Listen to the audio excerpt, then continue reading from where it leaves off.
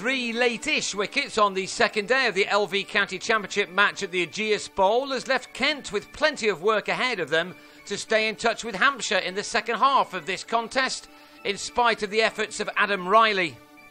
Hampshire had batted solidly on the first day, which meant that they resumed their first innings on the second one, well placed on 265 for 4. Neil Mackenzie started again on 85. He struck the first ball of the day, bowled by Charlie Shrek, to the boundary, and was soon making light work of his task. Indeed, he needed only 15 minutes to race along to the 49th three-figure score of his career. What a return to Hampshire it was for the South African, who'd required 153 deliveries for his ton, 15 of which he'd hit for 4. His was a wicket Kent needed rather badly if they were going to get themselves back into this contest. Not that Mackenzie was doing it alone. Sean Irvine had kept him company all the way through the final session on the first evening, and there was no signs that either batsman was ready to give their wicket away just yet. The Zimbabwean had started this day on 31 and was soon nearing his own half-century. One he reached in the day's 11th over with a boundary off Callum Haggett, a glorious cover drive which gave Irvine his 7th boundary from the 138 deliveries he'd faced. Normally a fairly attacking player, he'd played well within himself in order to support Mackenzie and to put his side into position A in this match. And as this pair moved into the second hour of the day with very few alarms, that position may have become an A+ one. At the end of the 110th over, the bonus point overs, Hampshire had a total of 327 for 4 on the board, and these two soon took their partnership for the 5th wicket beyond 150 and up as far as 189, made in 60 overs. So Riley decided to try something different. He switched to around the wicket, and with his first ball of doing that, he had Mackenzie caught behind for a magnificent 146. He departed with a total on 372 for 5, allowing Adam Wheater to come in to try to increase the scoring rate with some nifty strokes.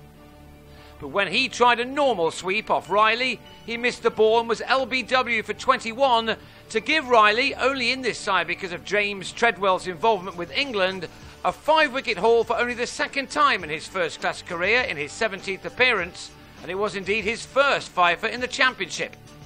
3 balls later, and Irvine's long vigil ended as he drove at and edged a wide ball from Darren Stevens.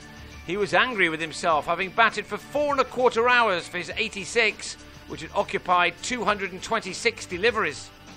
Riley then grabbed a 6th for the first time in his career by bowling David Balcombe for a duck, leaving it to Danny Briggs to try to push the score along even further.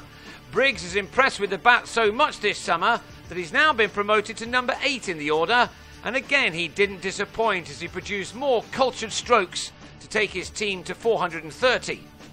Haggett got him on 25, the edge off a cut flying so hard that it knocked the catcher Stevens off his feet. Still Hampshire batted on, and that allowed David Griffiths to have a bit of fun. It's not so long ago that a number 11 could not even contemplate playing shots as effective as these. Both were right out of the screws and carried the distance as Hampshire moved along to 455. Riley rightly had the last word.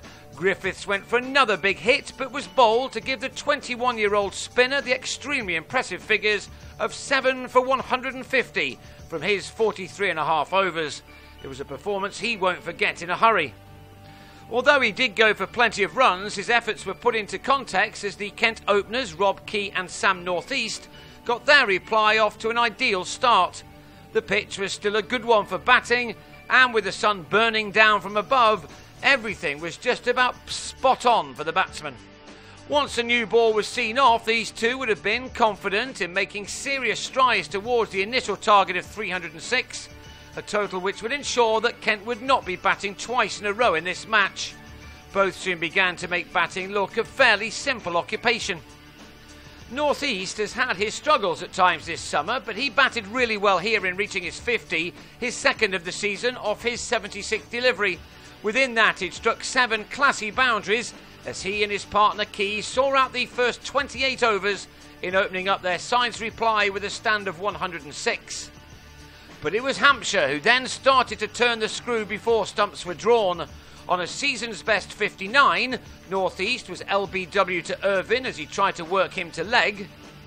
Key on 47 edged Griffiths to Irvine in the next over. Daniel Bell Drummond, having survived a couple of concerted appeals for LBW, was then bowled by Griffiths after making 13. And Riley's day was ruined somewhat as he came and went as night watchman quickly. James Vince reacting well at short leg to pouch the chance at the second opportunity. Brendan Nash and Ben Harmison made sure that there were no further losses from the 11 balls that remained, but Kent was still left in a little bit of a mess by the close. They resume on the third morning on 149 for 4, and that puts them 306 runs behind, needing another 157 to avoid the follow-on.